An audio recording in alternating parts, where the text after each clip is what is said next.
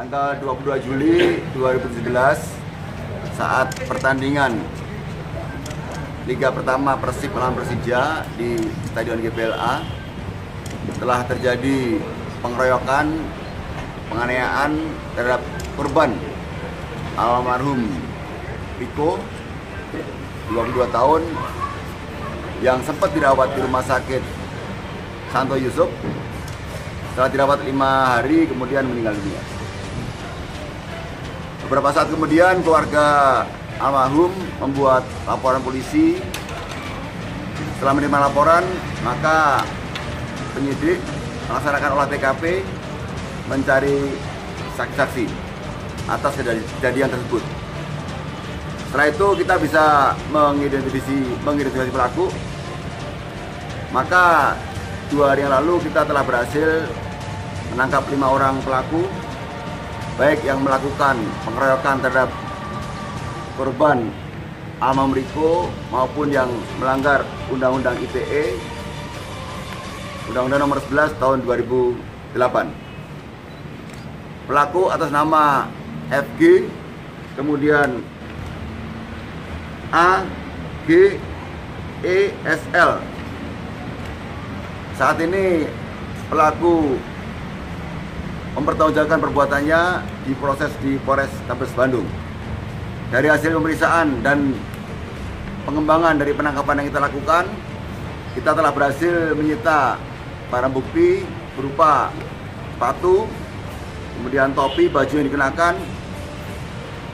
Dari hasil pemeriksaan memang saudara FG ini yang melakukan menendang di bagian dada korban. Namun demikian, masih ada beberapa pelaku lain yang kita akan kejar, antara lain saudara D, saudara A, kemudian saudara R. Untuk itu sekarang dalam proses penyidikan di jajaran Satreskrim Polres Bandung. Kronologi penangkapannya seperti apa sebenarnya? Ya, pengungkapannya kita bersama beberapa waktu yang lalu. Ada bukti-bukti petunjuk, baik melalui Instagram, Facebook, kemudian video yang diberikan oleh rekan-rekan media, Bapak Wali Kota, kemudian juga hasil olah TKP yang kita lakukan, maka kita bisa mengidentifikasi pelaku dan akhirnya bisa menemukan alamat para pelaku ini ada di beberapa kota tersebar di sekitar kota Bandung. Kalau FG yang melakukan penendangan ini di kota Kabupaten Bandung, di Cipare. Tapi ada beberapa pelaku lain yang melanggar Undang-Undang ITE itu dari Sukabumi, dari Kerawang, dari Cimahi, dari Ciamis. Latar belakang dia menendang sendiri seperti apa? Motifnya apa? Ya, tentunya memang kalau kita lihat dari postingan para pelaku, mereka sangat tidak suka dengan supporter Jackmania. Sehingga pada saat kejadian di Stadion Pintu Es, ada salah seorang yang dikeroyok dan menggunakan yang dikeroyok karena disinyalir adalah supporter Jackmania, maka pelaku juga ikut melakukan penganiayaan. Jadi motifnya memang tidak suka, benci, dendam pada supporter kedua belah pihak. Tidak salah sasaran berarti Kalau ini tidak salah sasaran karena memang dia mengetahui bahwa seseorang yang dikeroyok itu adalah salah supporter Jackmania. Sehingga dia ikut melakukan penganiayaan. Untuk saling kenal nggak dengan Riko ini pelaku? Almarhum Riko dengan pelaku tidak saling kenal. Bahkan pelaku ini dengan pelaku yang lain juga tidak saling kenal. Ya, untuk itu dia juga tidak mengetahui alamat-alamat para pelaku ini. Namun demikian kita berusaha untuk mengidentifikasi dan mencari para pelaku. Ini provokator atau semuanya spontan, Bang? Spontan, ya spontan melakukan pengeroyokan itu. Apakah ada pengaruh alkohol, Bang? Tidak ada.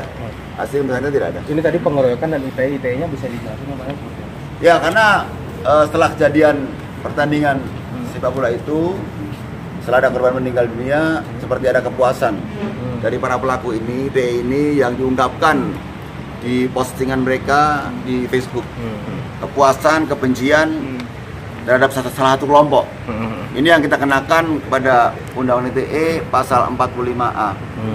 Ya, ujaran kebencian yang menimbulkan dampak, tentunya bisa menimbulkan dampak keributan, perselisihan antar kelompok satu dan kelompok yang lain. Berarti ini memukul Riko itu karena Riko menolong di Jackmania kah atau gimana ya kemarin? Ya, karena sepengetahuan dia bahwa ada Jackmania yang tertangkap, yang sedang dikeroyok, maka dia dengan spontan ikut melakukan. Oh, ikut melakukan. Nendang, bukan mukul, dia nendang pakai sepatu ini. Dia Makanya di postingan dia kan dia nendang sepatu ini. Oh, jadinya dia sebenarnya terprovokasi ya.